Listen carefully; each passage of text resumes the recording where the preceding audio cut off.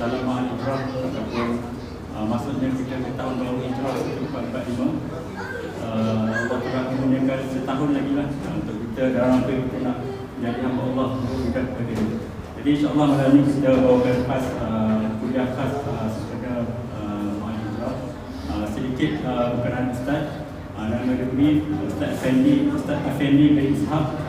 Beliau berkhidmat dengan Jakil sebagai pegawai agama dan sekarang ni telah lebih 10 tahun berkhidmat di penjara Kajang. Lebih 10 tahun lah di penjara Kajang. Ustaz berasal daripada Jalan Tok Pahang, Pahang. Dari segi pendidikan Ustaz pengajian di Kolej Unity Islam, Kolej Unity Sultan Zainal Abidin di Terengganu, sebelum Terengganu ke tahun 2014 saja. Kemudian Ustaz melakukan pelajaran di UKM dalam bidang pengajian syariah, dan sekarang ini masih berkhidmat di penjara Kajang, insyaAllah. Jadi tanpa menggunakan masa, saya jumpalah Ustaz untuk menyampaikan kuliah pada malam, insyaAllah.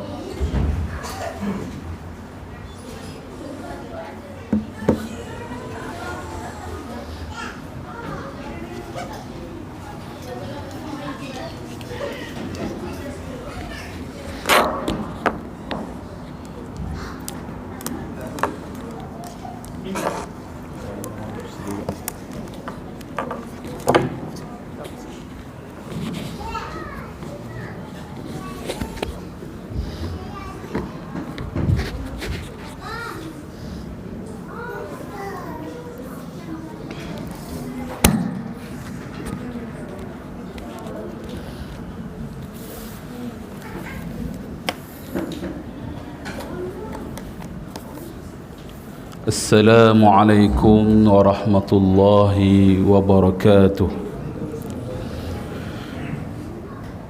Bismillahirrahmanirrahim. Innal hamdalillah nahmaduhu wa nasta'inuhu wa nastaghfiruh wa na'udzu billahi min shururi anfusina wa min sayyiati a'malina. Man yahdihillahu fala mudilla lahu wa man yudlilhu fala hadiya lahu. Rabbi shrah li sadri wa yassir li amri wahlul 'uqdatam min lisani yafqahu qawli. Qalu subhanaka la 'ilma lana illa ma 'allamtana innaka antal 'alimul hakim. Rabbi zidna 'ilma warzuqna fahma. Rabbi yassir wa la tu'assir.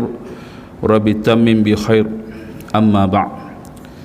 Terima kasih yang saya hormati Al-Fadil Tuan Pengurusi Majlis, yang saya hormati juga seluruh barisan kepimpinan jawatan kuasa Surau An-Nur Villa Mutiara Fasa 5E Beranang, tuan-tuan guru serta muslimin muslimat, hadirin hadirat yang dirahmati Allah Subhanahu wa taala sekalian.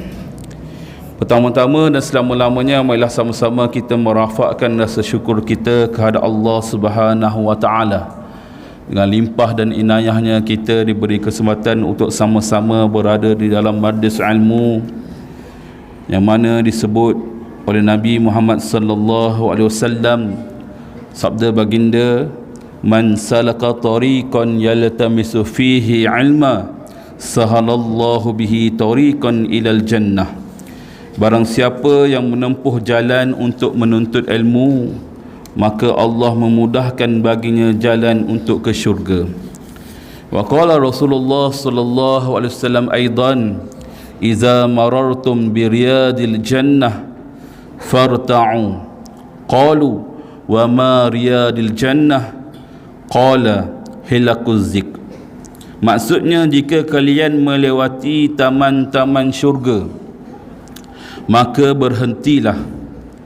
Mereka bertanya, wa ma riyadil jannah? Apakah itu taman-taman syurga? Jawab baginda, iaitulah halaqah zikir, yakni majlis ilmu. Tuan-tuan, puan-puan hadirin yang dirahmati Allah sekalian, insya-Allah pada malam ini kita akan sama-sama membincangkan dan mengambil iktibar daripada peristiwa hijrah Nabi Muhammad sallallahu alaihi wasallam Mudah-mudahan kita semua akan dapat pengajaran daripadanya, insya-Allah. Tuan-tuan yang dirahmati Allah sekalian, apabila berbincang tentang hijrah Nabi sallallahu alaihi wasallam, umum kita mengetahui bahawa hijrah Nabi ini berlaku lebih kurang 622 Masihi. Secara sepintas lalu kita boleh buat kronologinya, yang mana pada tahun 610 Masihi, di mana inilah yang wahyu yang pertama yang diturunkan kepada Nabi Muhammad sallallahu alaihi wasallam di Gua Hira.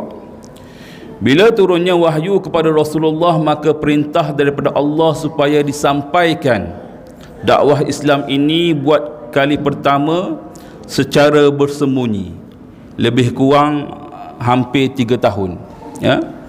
Dari 610 Masihi sampai 613 Masihi, Rasulullah mendakwahkan Islam secara sembunyi, sembunyi-sembunyi. Kemudian masuk kepada 614 Masihi, maka perubahan dakwah Nabi kepada sembunyi kepada terang-terangan. Daripada dakwah Nabi itu sembunyi kepada terang-terangan pada tahun 614 Masihi. Tahun seterusnya pada 615 Masihi berlakulah hijrah yang pertama. Hijrah yang pertama, hijrah di mana? Hijrah di Habsyah. Habsyah ni orang panggil apa? Utopia kan? Habsyah. Yang kita selalu dengar Raja Najasyi, ya, memberi perlindungan terhadap orang Islam, di mana penganiayaan dan kezaliman daripada pembesar-pembesar kafir musyrikin Mekah. Jadi sahabat-sahabat Nabi berhijrah ke Habsyah buat kali yang pertama pada 615 Masihi. Kemudian tahun seterusnya pada 616 Masihi ada 3 perkara besar yang berlaku. Yang pertama, hijrah ke Habsyah buat kali yang kedua. Yang kedua, pemboikotan secara total kafir musyrikin terhadap Bani Hashim dan Bani Abdul Muttalib. Dan yang ketiga, Islamnya 2 tokoh besar, iaitu bapa saudara Nabi Hamzah dan Sayyidina Umar bin Al-Khattab. Kemudian 620 Masihi berlakulah 620 Masihi berlaku peristiwa Isra' dan Mi'raj. Berlaku juga peristiwa kematian Sayyidatina Khadijah.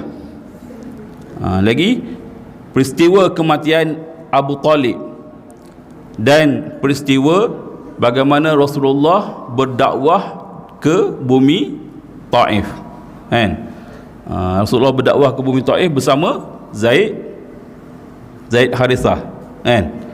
Rasulullah sallallahu alaihi wasallam dibaling batu, ditolak oleh penduduk Taif, sampai berdarah, dihalang oleh tubuh Zaid, tetap juga berdarah, dibaling batu dan sebagainya lah. Ditolak oleh penduduk Taif dan dioffer oleh malaikat Jibril untuk 2 gunung tu nak bagi ke penduduk Taif, tapi Rasulullah kata Rasulullah tidak macam tu. Kalau kita lah, orang buat tarik kat kita lah, orang buat kita masalah, dapat offer macam tu pula, geram kita tak? Rasa-rasa nak balas balik. Tapi Rasulullah tak. Sebab itu dakwah Nabi ni penuh dengan kesabaran. Penuh dengan kesabaran. Pada 621 Masihi terjadinya perjanjian Aqabah yang pertama, dan pada 622 Masihi perjanjian Aqabah yang kedua, dan pada tahun ini jugalah berlakunya hijrah Nabi Muhammad sallallahu alaihi wasallam ke Yasrib. Itulah antara kronologi Nabi sallallahu alaihi wasallam berhijrah ke Madinatul Munawwarah. Kisah hijrah Rasulullah sallallahu alaihi wasallam, saya bacakan sikitlah bagaimana cerita hijrah Nabi sallallahu alaihi wasallam. Mungkin kita selalu dengar, kita dah selalu dengar dah. Pada 26 Safar tahun ke-14 kenabian, Allah Subhanahu wa taala telah memerintahkan Nabi sallallahu alaihi wasallam untuk berhijrah. Dalam hadis riwayat Al-Bukhari, kata Nabi, aku telah bermimpi bahawa sesungguhnya aku berhijrah dari kota Mekah menuju ke suatu tempat yang ada pohon kurma padanya. Lalu aku mengira tempat itu ialah Al-Yamamah atau Hajj. Akan tetapi ia sebenarnya adalah Yasrib, yakni nama lama bagi kota Madinah. Kalau berhijrah ke Yasrib tu Madinah lah tu. Nama lain, nama lama bagi kota Madinah. Setelah diberitahu mengenai rancangan baginda, Nabi SAW pun ke rumahnya semula untuk menunggu tibanya waktu malam. Pada masa yang sama, penjenayah besar Quraisy mula melakukan persiapan. Dia orang berbincang macam mana dia nak sekat Nabi Muhammad SAW ni untuk melaksanakan apa yang telah mereka bincangkan di Darul Nadwah pada pagi tersebut. Seterusnya 11 orang pemuda Quraisy yang dipilih untuk membunuh baginda telah berpakat untuk bertemu selepas matahari terbenam, dan mereka mengepung rumah baginda dan bersiap sedia untuk membunuh baginda sallallahu alaihi wasallam. Rasulullah sallallahu alaihi wasallam dan Ali radhiyallahu an menyedari kehadiran mereka, lalu segera baginda menyerahkan selubung yang biasa digunakannya kepada Ali radhiyallahu an. Nabi berpesan, tidurlah kamu di tempat tidurku dan selimutlah tubuhmu dengan jubah hadrami hijau milikku. Tidurlah di dalamnya, tiada bahaya akan menimpamu daripada mereka. Makna kata Rasulullah dah beri jaminan dah, tak ada bahaya. Kita ni mana kata nyawa hujung tanduk lah ni kan. Nyawa hujung tanduk lah. Tapi Ali seorang pemuda yang berani. Seorang pemuda yang berani.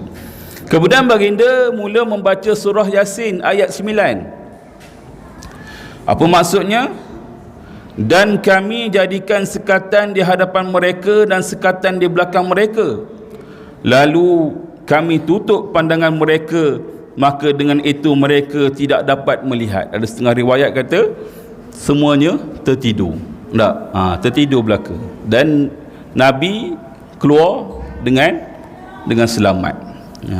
Ayat 9 surah Yasin yang mana? Wa ja'alna min baini aidihim saddang.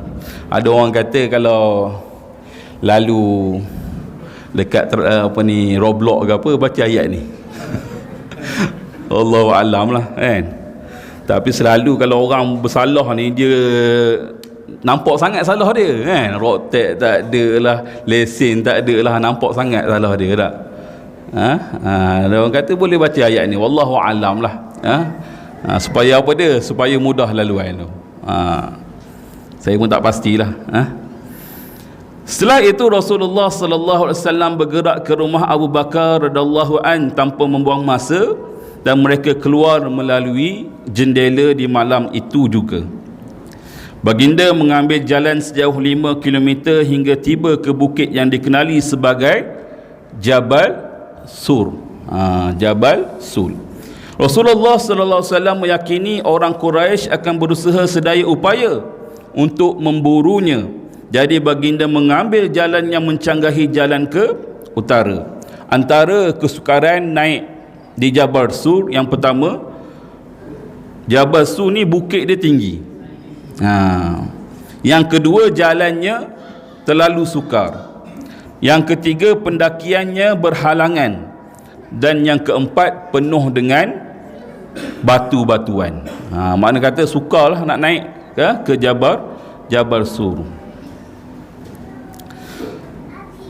Setelah mereka tiba di Gua Sur, Jabal Sur, Abu Bakar radhiyallahu an terlebih dahulu memastikan, hebat Abu Bakar ni, nak memastikan keselamatan baginda sallallahu alaihi wasallam. Memastikan keadaan gua itu selamat, dan barulah membenarkan baginda sallallahu alaihi wasallam masuk ke gua. Ada beberapa kisah bagaimana Abu Bakar radhiyallahu an meletakkan kepala baginda ke ribanya hingga baginda lena. Pada masa itu kala jengking menyengat kaki Abu Bakar yang terhulur ke dalam lubang. Namun sedikit pun beliau tidak bergerak supaya Rasulullah tidak sedar. Akan tetapi air mata Abu Bakar terjatuh ke muka Rasulullah. Lalu Rasulullah kemudian menawarkan bekas sengatan tadi dengan ludahan baginda, maka segera hilanglah kesakitannya itu. Ini pengorbanan sahabat lah, ya. Pengorbanan sahabat. Berlaku sengatan pun boleh lagi, supaya apa dia? Supaya Rasulullah ni tak terjaga. Punyalah nak jaga Rasulullah sallallahu alaihi wasallam.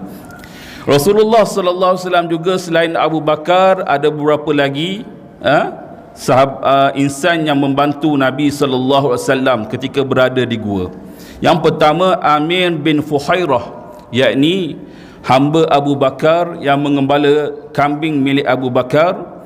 Yang kedua Abdullah bin Abu Bakar, anak kepada Abu Bakar, yang mana beliau mengintip perbualan orang musyrikin Mekah yang ingin membunuh Nabi sallallahu alaihi wasallam. Dan seterusnya Asma binti Abu Bakar, yakni anak Abu Bakar juga, yang membawakan makanan kepada baginda sallallahu alaihi wasallam. Jadi orang-orang Quraisy ni jadi berang lah. Berang kerana tidak dapat mengesan baginda. Lalu mereka menawarkan, tulis itu most wanted, kan? Menawarkan kepada siapa yang dapat menangkap mereka berdua hidup ataupun mati dengan hadiah yang lumayan. Apa hadiahnya? Ganjaran yang ditawarkan ialah 100 ekor unta untuk seorang. Mereka juga menyekat semua jalan keluar Mekah dengan meletakkan lelaki-lelaki bersenjata. Selepas 3 hari di Gua Sur, maka Abdullah bin Uraikid Al-Lati, yakni penunjuk jalan yang mahir, tiba dan membawa bersamanya kenderaan untuk mereka berdua. Mereka lalu menuju ke Yasrib, yakni Madinah, bagi meneruskan perjalanan hijrah baginda sallallahu alaihi wasallam melalui jalan pantai. Kalau nak ikutkan dekat aja. Kalau direct terus daripada Jabal Sur tu, mana kata bergerak Mekah tu ke Madinah, tapi laluan yang sukar supaya tidak dikesan oleh pembesar-pembesar Quraisy. Pada 8 Rabiul Awal, Nabi Muhammad sallallahu alaihi wasallam dan Abu Bakar radhiyallahu an telah tiba di Quba. Semasa baginda berada di Quba, baginda telah mengasaskan Masjid Quba dan disambut baik. Masjid Quba merupakan masjid pertama yang diasaskan atas dasar ketakwaan selepas baginda menjadi Nabi. Dan kemudian pada 12 Rabiul Awal, Nabi Muhammad sallallahu alaihi wasallam selamat tiba di Yasrib, yakni Madinah. Baginda telah disambut dengan meriah dan penuh kegembiraan oleh penduduk Yasrib. Sejak daripada itu, daerah yang bernama Yasrib itu dikenali dengan Madinah Ar-Rasulullah sallallahu alaihi wasallam. Untuk singkatan maka disebut Al-Madinah sahaja. Hari itu adalah hari bersejarah dan gilang gemilang. Jalan-jalan, lorong dan rumah-rumah bergema dengan tahmid dan takdis, mendendangkan rangkap-rangkap puisi sebagai tanda kegembiraan dan keceriaan pada hari tersebut. Jadi hadirin yang dirahmati Allah sekalian, sebenarnya kita dah baca banyak kali dah sejarah ni. Saban tahun kita merayakan Ma'al Hijrah, ya. Jadi kita menyambut Ma'al Hijrah, tetapi yang menjadi persoalan kat kita ni ialah sejauh mana penghayatan kita terhadap sambutan ini. Sejauh mana? Untuk kita menjadikan kita sambut tiap-tiap tahun, ia ni lebih bermakna. Bagaimana? Jadi hijrah sebagaimana yang diriwayatkan oleh Imam Bukhari dalam sebuah hadis daripada Abdullah bin Amr radhiyallahu anhuma, bahawa Rasulullah sallallahu alaihi wasallam bersabda, al-muhajiru man hajara ma nahallahu anhu. Sebenarnya orang yang berhijrah itu ialah yang meninggalkan segala larangan Allah Subhanahu wa taala.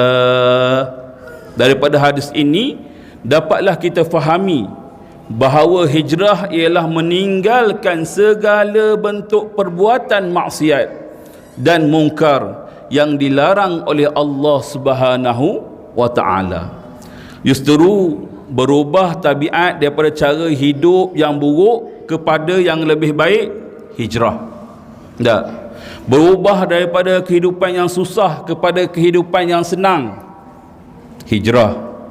Berubah dari berpakaian yang tidak sopan kepada yang lebih menutup aurat, hijrah. Berubah daripada akhlak yang tak baik kepada akhlak yang baik, akhlak yang mulia, hijrah. Berubah dari kehidupan yang lalai kepada kehidupan yang lebih mendekatkan kita kepada Allah Subhanahu wa taala, itu juga hijrah. Pendek kata, perubahan seperti ini hanya mampu dilakukan dengan semangat jihad dan niat yang suci, ikhlas semata-mata kerana Allah Subhanahu wa taala. Kita dengar firman Allah Subhanahu wa taala yang selalu ustaz-ustaz baca, tak? Innallaha la yughayyiru ma biqaumin hatta yughayyiru ma bi anfusihim. Sesungguhnya Allah tidak akan mengubah nasib sesuatu kaum itu, melainkan dia sendirilah, kaum itu sendirilah yang akan mengubahnya. Macam orang kampung saya sebut, if you think to change, you must change first. If we think to change, we must change first. Jika kita fikir kita nak ubah, kita sendiri yang kena ubah. Selalu kalau kita nak ubah diri ni, kita tunjuk orang lain. Orang cakap kat dia, cakap kat orang lain. Tunjuk kat orang lain satu, 4 jari lagi tunjuk kat kita. Sama je. Jadi 4 jari lagi ni tunjuk kat kita sendiri. Kita sendiri yang akan ubah dia. Ya? Jadi kita nak lihat Islam ni berkembang. Ya, kata Hasan Al-Banna, tegakkan Islam dalam dirimu, nescaya Islam akan tertegak di atas bumimu. Contoh, apa yang kita nak hijrahkan, apa yang kita nak hijrahkan, saya bagilah beberapa perkara yang paling mudah. Bab solat, bab solat. Apa yang kita nak hijrahkan daripada tak solat kepada solat. Alhamdulillah, innas salata tanha anil fahsya'i wal munkar. Sesungguhnya solat itu mencegah daripada perbuatan keji dan mungkar. Adik-adik pun belajar di tadika, belajar di pasti dan sebagainya. Selalu dulu kita belajar kan, belajar nasyid. Walaupun hidup 1000 tahun, kalau tak sembahyang apa gunanya. Daripada kecil kita belajar benda tu. Daripada tak solat kepada solat. Berapa ramai yang tak solat? Ada kajian yang menyatakan ramai orang Islam di Malaysia ni yang tak solat. Sejauh mana kebenaran tu? Baru ni saya buat kelas seramai 100 orang. Hari Isnin baru ni, hari Isnin baru ni. Seramai 100 orang lebih kurang lah. Banduan. Banduan. Saya tanya direct. Jujur saya tanya jujur. Berapa ramai yang dalam ni, yang di luar sana, bukan dalam ni, bukan dalam penjara ni, dalam penjara ni semua solat lah. Di luar, waktu di luar, yang tak solat. Majoriti yang kat tangan tak solat. Termasuklah yang kadang-kadang solat, kadang-kadang tak solat. Macam tu. Majoriti tak solat. Jadi bagus tak masuk penjara? Solat? Baguslah. Ada hikmah dia. Tak? Boleh solat berjemaah. Lepas daripada kita solat, tak solat kepada solat. Lepas dah solat, kita jaga waktu solat. Inna solata kanat kitaban mawquta. Ya, as-solatul jamaah, makna kata selepas kita jaga waktu solat, kita solat berjemaah. As-solatul jamaah tabdulu solati fazi bisab'ina wa ishrina darajah. Solat berjemaah itu lebih baik daripada solat seorang diri, iaitu sebanyak 27 kali ganjaran pahalanya. Lepas kita solat berjemaah, kita tambah pula dengan amalan-amalan sunat yang lain, amalan sunat qabliyah, ba'diyah. Ya, makna kata kita ni kena daya sokmo lah. Orang Pantai Timur sebut kena daya sokmo, nombor 24434. Ini hotline ke bebas tol? Ni hotline sebab ramai yang buat. 24434, subuh, zuhur, asar, maghrib, isyak.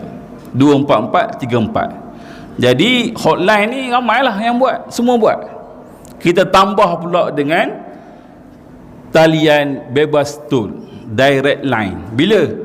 Waktu 1/3 malam. Iaitulah kita tambah dengan solat tahajud, solat sunat taubat dan sebagainya. Kadang kita bolehlah nak bercakap tak, pergi ke tandas buang air, lepas tu tidur balik, tak? Susah. Tapi saya percayalah bagaimana mereka yang berada di dalam penjara tu, mereka berubah, dan saya pun anggap mereka ni lebih baik daripada saya. Sebab saya tahu ada yang bangun malam, ada yang bangun malam bertahajud dan sebagainya. Bahkan amalan dia ni mungkin lebih baik daripada kita yang duduk kat luar ni. Dah tak ada apa nak buat duduk dalam tu, handset tak ada. Kita ni tak habis-habis lah, asyik scroll. Awal lagi tu scroll. Dah lewat dah nak solat dan sebagainya, sampai kita lupa.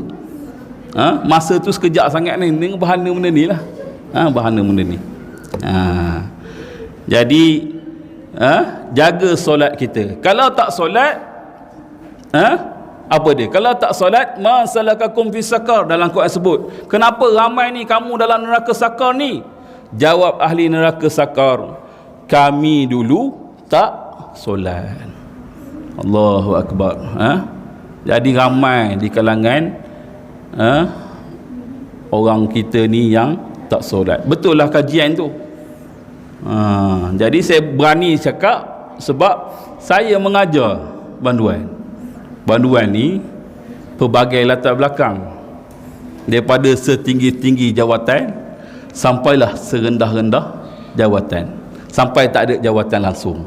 Yang berada di penjara Kajang lah, umum maklumnya macam tu.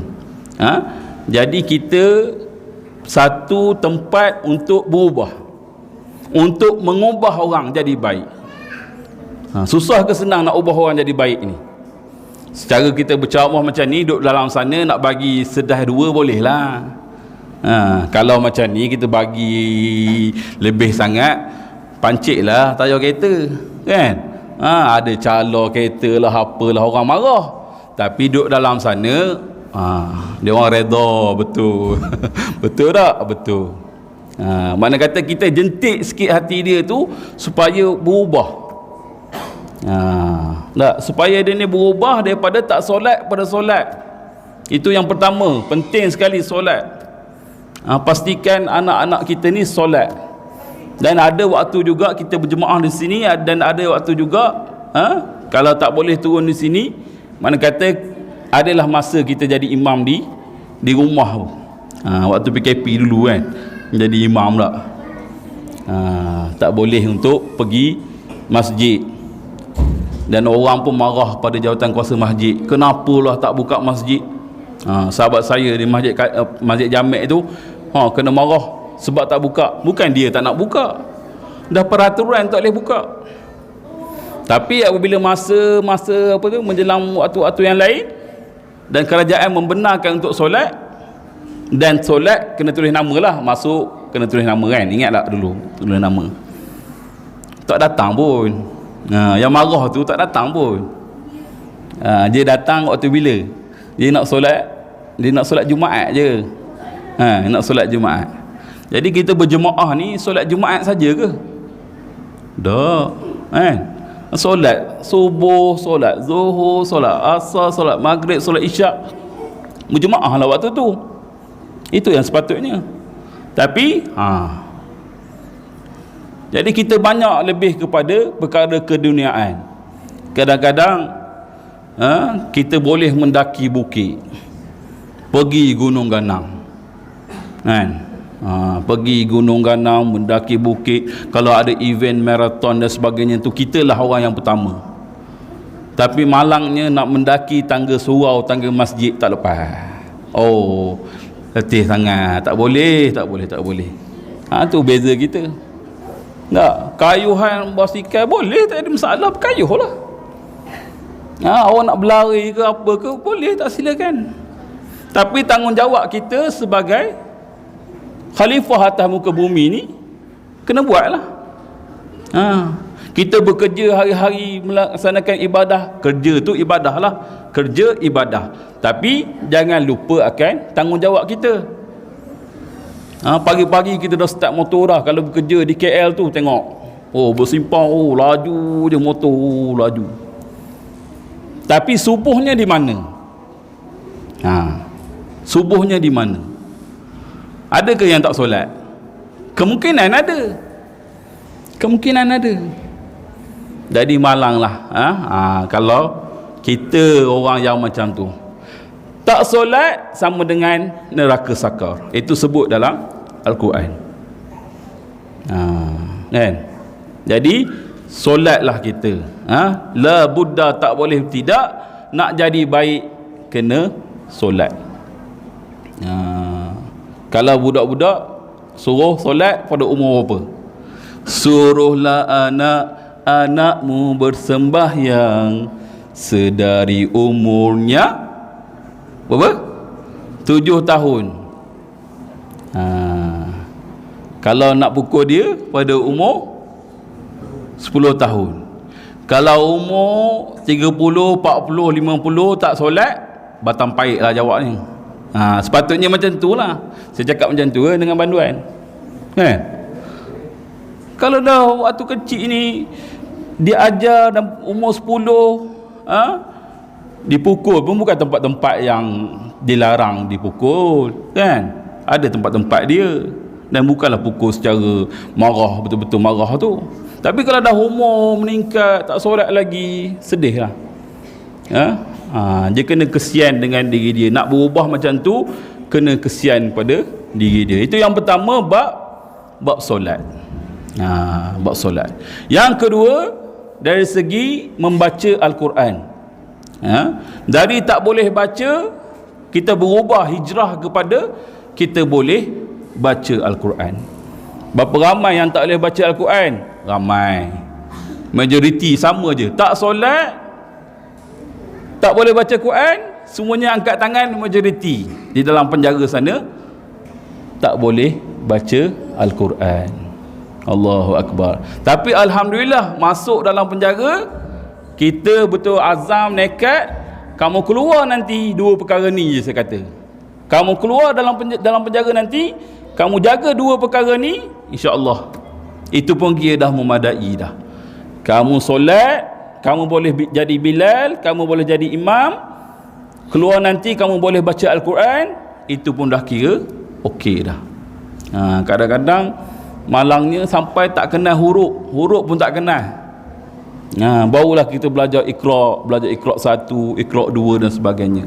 Tapi Alhamdulillah, ada yang ikut niat yang betul-betul tulus ikhlas kerana Allah SWT, mudah dapat.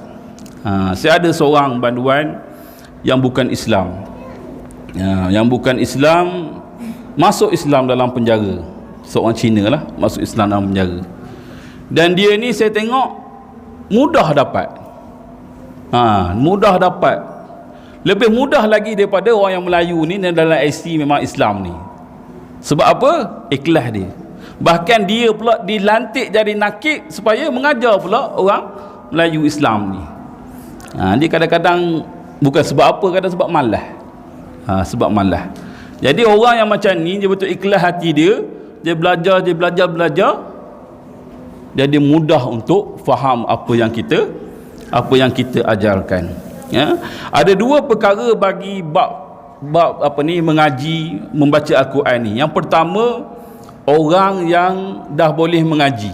Apa penyakit orang yang boleh mengaji? Boleh mengaji dah boleh baca Quran dah. Apa penyakit dia? Penyakit dia malas baca Quran. Dah boleh mengaji dah, tapi malas baca Quran. Kita mudah baca, ni baca Facebook, lagi baca apa lagi? Instagram, Twitter. Kalau anak-anak muda ni dia baca apa? Dia TikTok. TikTok. Katanya Facebook ni orang tua je. Orang tua. Wallahualam lah, saya tak pasti lah kan. Dia kata Facebook ni orang tua je. Dia ada medium yang lain bagi orang muda. Dia tak layan Facebook. Macam tu pula. Jadi kita dihanyutkan dengan benda-benda macam ni. Jadi kita jadi malas untuk baca Al-Quran.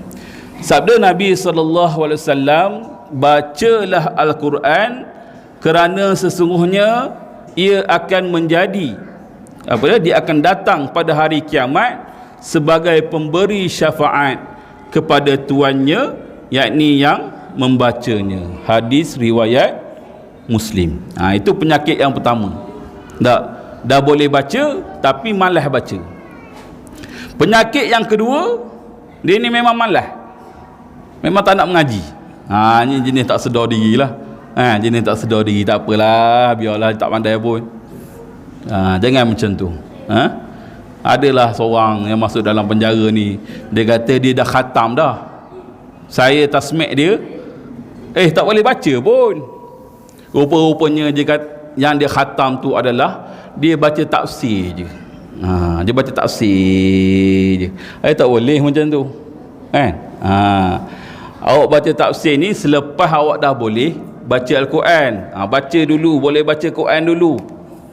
Tengok wahyu yang diturunkan kepada Rasulullah SAW. Iqra, bacalah, baca Al-Quran dulu. Lepas tu barulah kita mentadabbur ayat-ayat suci Al-Quran. Okey?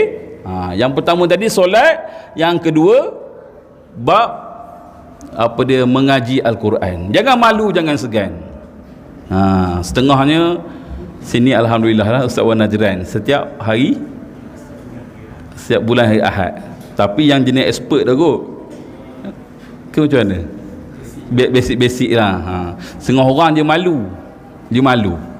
Dia malu bab-bab ni, kadang jenis merangkak. Samalah kita nak buat tadarus. Ada satu grup yang betul-betul perlahan. Yang tengah ni grup-grup yang laju. Tiba-tiba orang tu salah grup. Yang lain semua laju, dia barulah yang lain dah bila nak yang lain dah tak senang dah kan. Tak apa, jangan malu. Kita pernah dengar cerita Rosham Noor tak? Dia belajar. Saya tak tahulah macam mana dia punya belajar tu. Dah berapa lagi lah. Kalau kita tengok yang pernah masuk dalam penjara, ada yang dah pandai baca, ada yang dah pandai, dan ada yang belajar dalam penjara tu sendiri.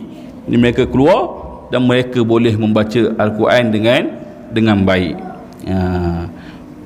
Baca Al-Quran kena huruf, lepas tu baris atas, baris bawah, baris depan, dapat pula hukum nun mati dan tanwin bertemu dengan sekian-sekian, izhar, iqlab dan sebagainya kan. Itu pun dah kira banyak perkara dah tu yang boleh kita, sebelum kita masuk hukum-hukum yang lain lah. Tapi kalau dengan perlahan, satu-satu, insya-Allah dengan ikhlas kita boleh membaca ayat-ayat suci Al-Quran. Itu yang kedua.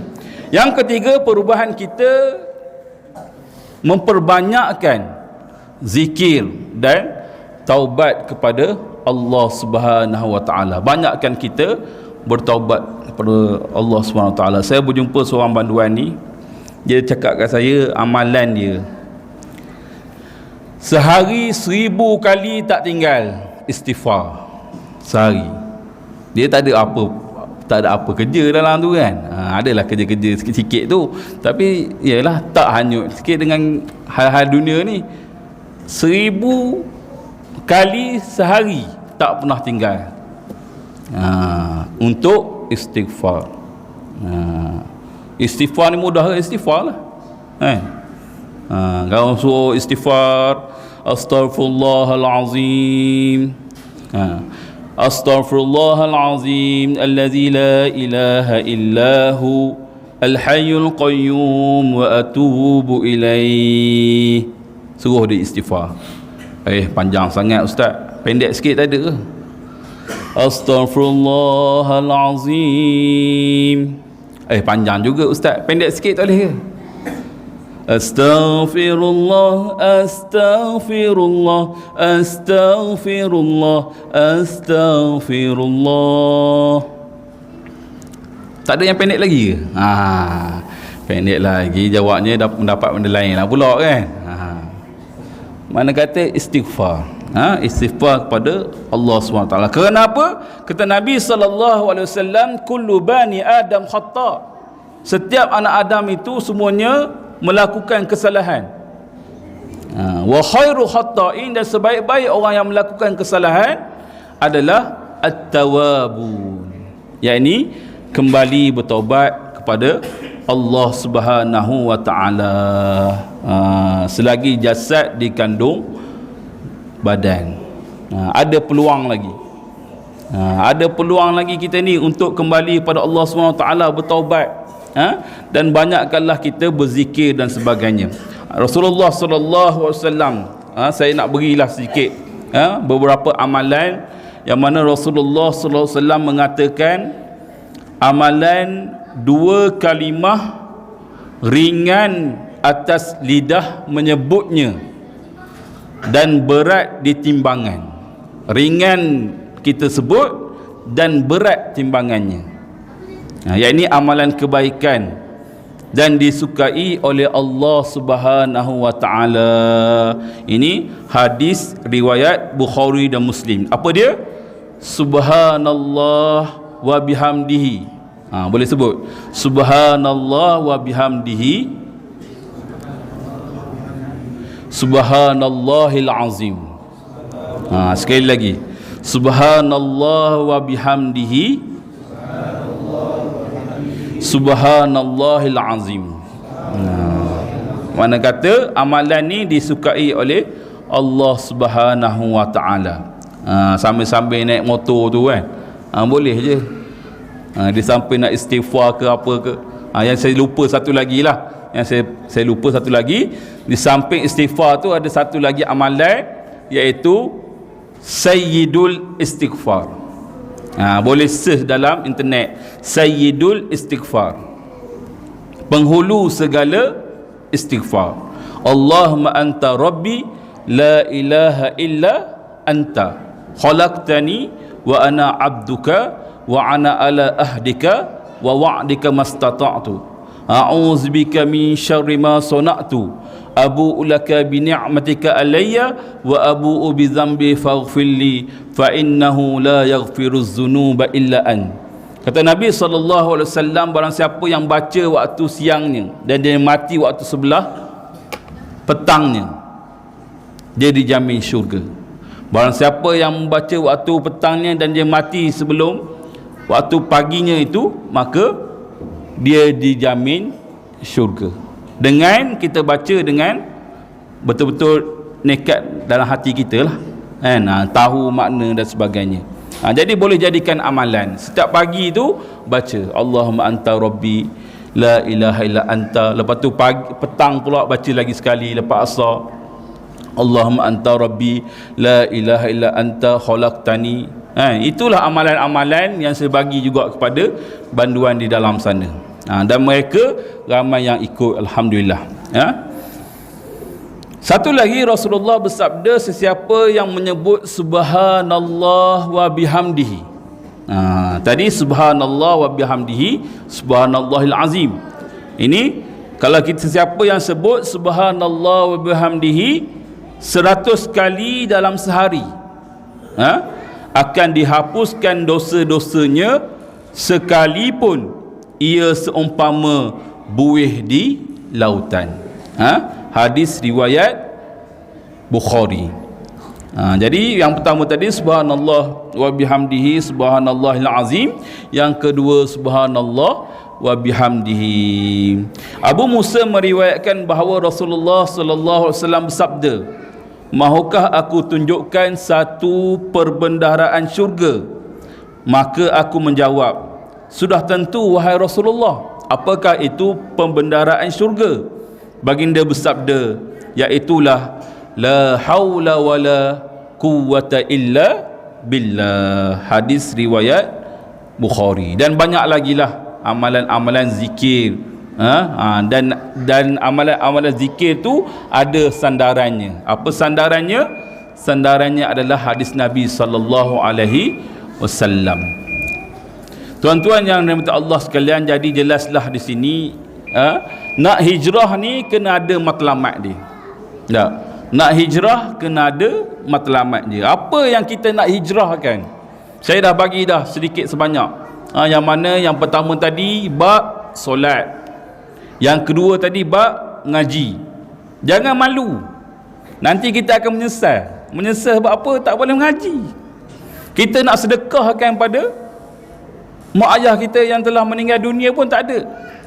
Hadis Nabi sebut apabila matinya anak Adam, terputuslah segala amalannya kecuali 3 perkara. Yang pertama, sedekatun jariyah, sedekah jariyah. Yang kedua, ilmu yang bermanfaat. Yang ketiga, doa anak yang soleh.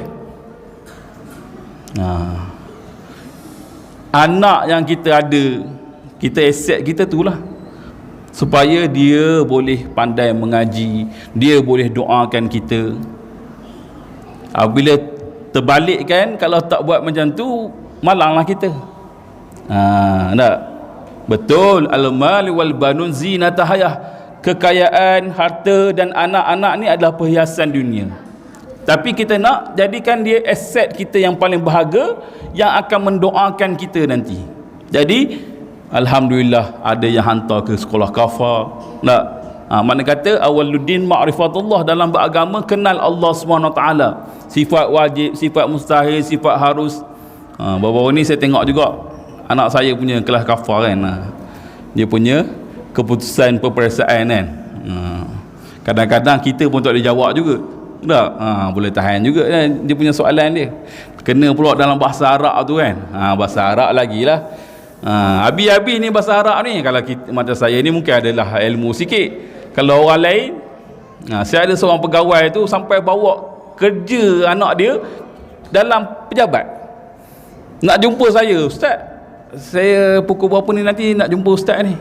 Benda apa ni? Pegawai ni, pegawai. Pergi ke bilik dia, "Ni Ustaz, saya tak tahu anak saya ni bahasa Arab ni, saya tak faham ni Ustaz." Rupanya paper bahasa Arab. Padahal mudah je sebenarnya. Tapi mungkinlah dia tak ni, sampai bawa ke tempat kerja. Okey.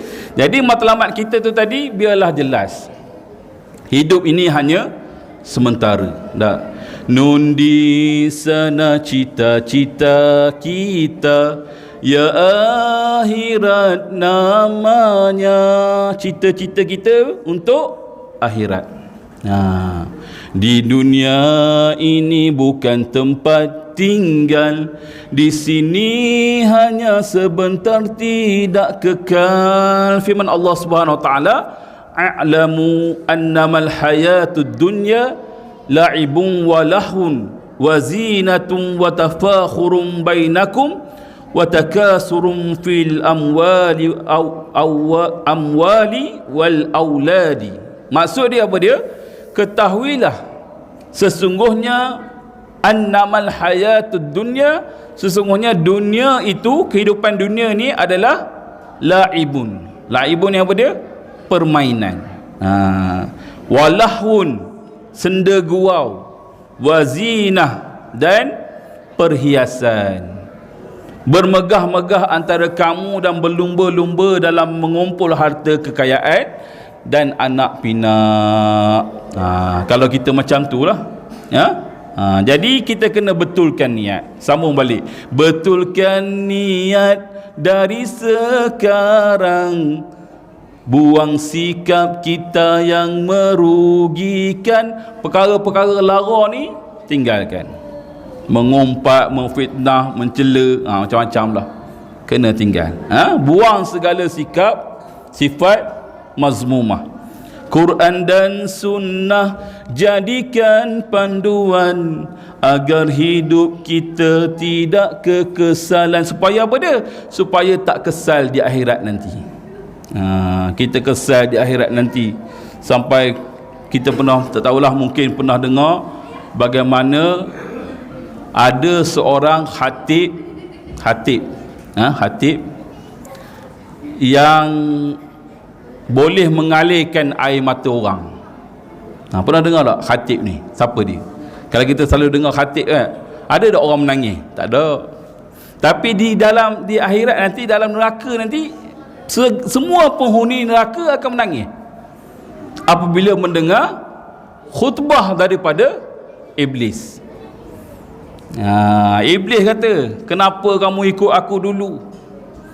Waktu ni janganlah kamu mencela aku. Wala talumuni yalunakum, janganlah kamu mencela aku. Celalah diri kamu. Kamu dah tahu aku menyesatkan kamu, kenapa kamu ikut? Waktu tu menangis semua ahli neraka. Sebab apa? Sebab menyesal.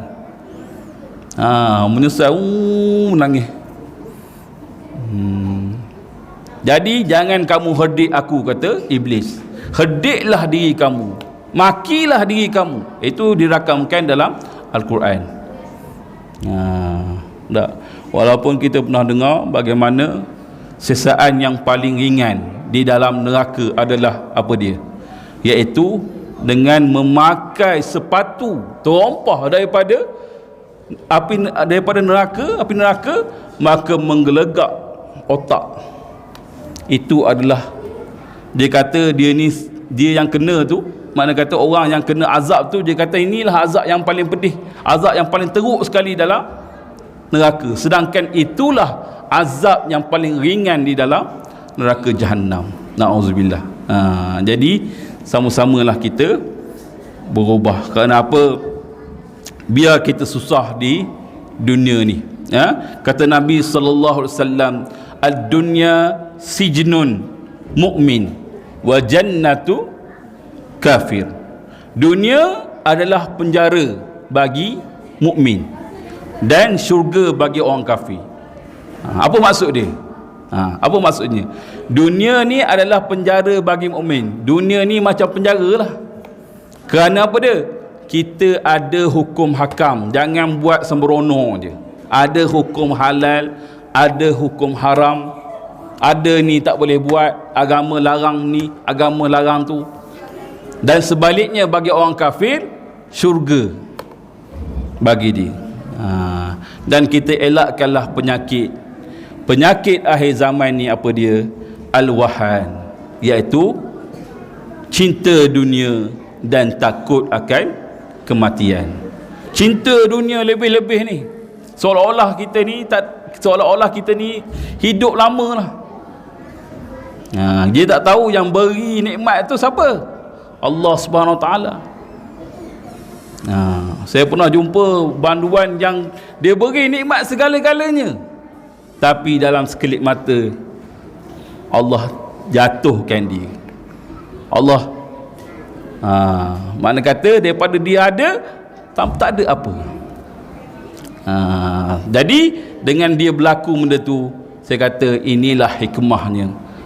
Daripada kamu tak boleh mengaji, kamu boleh mengaji. Daripada kamu tak solat, kamu boleh solat. Hikmah masuk penjara. Alhamdulillah, bersyukur. Tak, makan cukup, segala benda cukup. Bukanlah macam penjara kat luar sana. Walaupun orang kata, oh teruk dah dalam penjara ni, teruk sikit je lah. Mula-mula masuk tu takkanlah nak layan lembut-lembut. Kenalah disiplin dulu. Tak, kenalah kawat dulu. Kawat dulu pembentukan disiplin. Lepas tu kita ada kerohanian. Sebab itu beza reformasi, perubahan, hijrah penjara daripada zaman dulu yang penuh dengan kekerasan, tapi sekarang lebih kepada kerohanian. Lebih pada kerohanian. Beza. Dulu kekerasan zaman-zaman dulu kan. Tapi sekarang lebih kepada mendekatkan diri kepada Allah Subhanahu Wa Taala. Sampai kita latih orang yang tak boleh baca Al-Quran sampai jadi qori, boleh baca Al-Quran secara bertaranum. Baru ni kami buat di antara penjara satu Malaysia, antara pemenangnya penjara Kajang lah. Penjara Kajang ni jadi nama sikit kan. Jadi nama sikit. Alhamdulillah, Johan keseluruhan kita boleh jadikan dia ni daripada tak boleh mengaji, boleh jadi qori, marhaban, bernasyid dan macam-macam lagi. Jadi sahabat kita dulu yang masuk dulu kan, itu pun sama juga. Sekarang pun dah jadi motivator. Dia personality lah, boleh nyanyi. Saya tak perlu lah sebut nama siapa kan.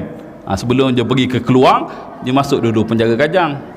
Tapi alhamdulillah lah, bacaan dia tu, dia solidkan bacaan dia tu dengan belajar dalam penjara. Dan sekarang ramai orang panggil dia supaya apa dia? Cerita tentang dadah dan sebagainya. Saya lupa satu lagi, hijrah ni mana kata satu lagi, jaga anak kita ni jangan sampai terjebak dengan najis dadah. Ni betul-betul saya minta kerjasama lah. Pantau anak-anak jangan terlibat dengan najis dadah. Apa yang saya tengok, banduan yang susah, memang susah untuk dia ni berubah. Ada yang ubah tapi tak ramai. Lebih-lebih lagi dadah-dadah yang terbaru sekarang ni, yang boleh mematikan akal terus sampai boleh tahap membunuh dan sebagainya. Na'udzubillah. Bunuh mak, bunuh ayah, sampai tahap macam tu. Ini semua bahana. Kalau dia dah kena benda tu, once dah kena, dia susah sikit nak ubah. Bukan tak ada cara, kita adalah metadon dan sebagainya ada, tapi kebanyakannya pangkalnya mana kata diri sendiri yang kena ubah, bukan orang lain. Jadi itulah antaranya, kes dadah, pantau anak-anak. Apa anak-anak tengok dalam apa dia, dalam handset ni kena tengok juga. Siapa dia berkawan, kena pantau. Kalau kita tengok anak-anak sekarang kalau pergi ke tempat apa, main komputer dan sebagainya, main game kan, kadang-kadang takut kita. Bukan takut apa, ayat-ayat yang keluar daripada mulut ni, Allah, sedih semuanya mencarut-carut belaka. Mencarut. Saya nak sebut pun tak payah sebut lah dalam ni kan. Mencarut belaka. Sama-sama dia pun mencarut juga. Ni belajar kat mana ni? Belajar dalam rumah ke? Belajar dengan kawan-kawan? Sedih Saya dulu pernah pergi di Kajang tu, nak print saya punya bahan lah. Saya tengoklah beberapa grup budak-budak sekolah rendah rasanya. Sama-sama dia main game. Lepas tu tak ada ayat lain lah. Sial lah, apalah, Allahu Akbar. Mencarut semua. Jadi pantaulah anak-anak kita supaya menghormati kedua orang tua. Hidupkan kembali zaman-zaman dulu tu. Zaman-zaman dulu, hormat orang tua dan sebagainya, cara bercakap, jangan mencarut dan sebagainya lah. Mudah-mudahan inilah hijrah kita. Hijrah bersandarkan hijrah Nabi SAW, hijrah kepada diri kita untuk menjadi yang lebih baik. Hijrah daripada tak baik kepada baik, dan yang baik kepada yang lebih baik, mudah-mudahan. Okey, saya rasa sekadar itu sajalah perkongsian saya pada malam ni. Mudah-mudahan adalah manfaat yang saya kongsikan. Kita sama-samalah berubah. Bab kata Sayyidina Umar, hasibu anfusakum qabla an tuhasabu, hitunglah diri kamu, hisablah diri kamu sebelum kamu nanti akan diperhitungkan di hadapan Allah Subhanahu Wa Taala. Yang baik itu tentu datang daripada Allah Subhanahu Wa Taala. Terima kasih atas perhatian. Mohon maaf segala kekurangan. Moga kita bertemu lagi di lain kesempatan. Aku liqauli hadza wa astaghfirullahalazim li wa lakum. Wassalamualaikum warahmatullahi wabarakatuh.